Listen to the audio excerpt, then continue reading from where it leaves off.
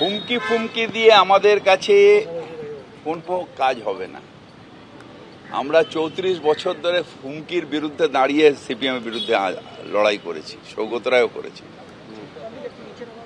এখন বিজেপির বিরুদ্ধে লড়াই করছি।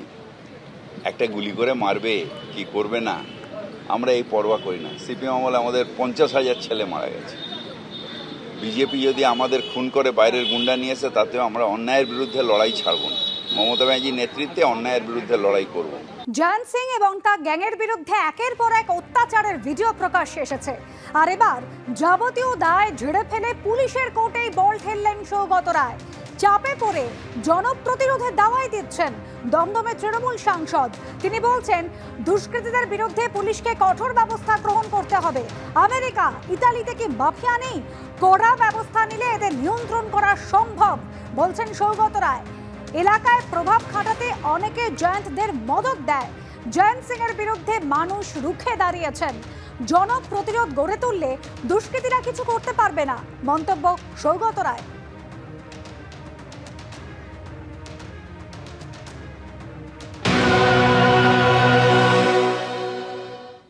সলিউশন কঠোর ব্যবস্থা। একমাত্র সমাজ বিরোধীরা পুলিশকে ভয় করে।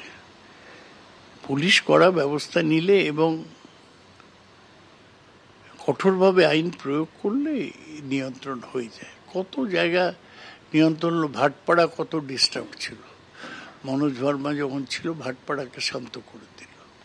এরকম এক একটা পকেট মাঝে মাঝে তৈরি হয় ডিস্টার্বেন্সের, সেগুলো পুলিশ করা ব্যবস্থা নিলেই শান্ত হয়ে যায়।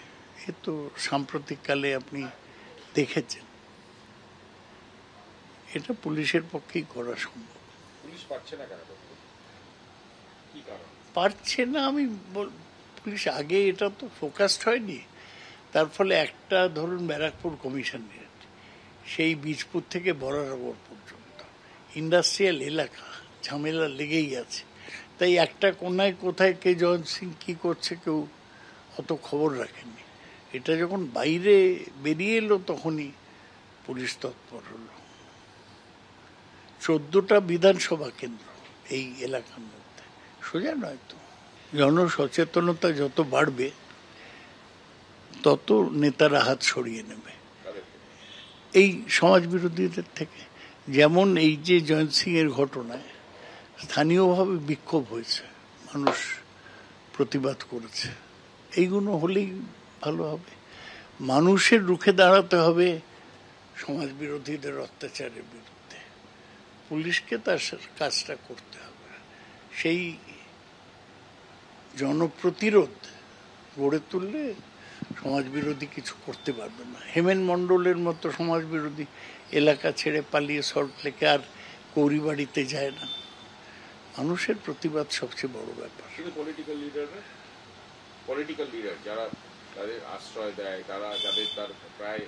তারা এই গণ অভ্যুত্থান করলেই সরে যাবে এদের পিছন থেকে।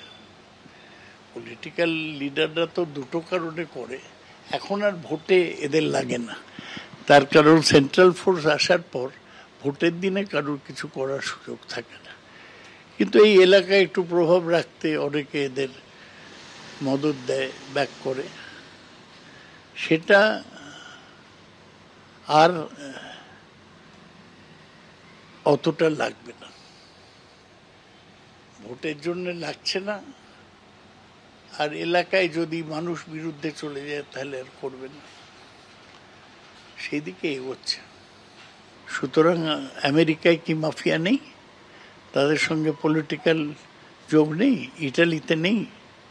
সুতরাং সেটা আস্তে আস্তে কড়া ব্যবস্থা নিয়ে নিয়ন্ত্রণ করা যায়।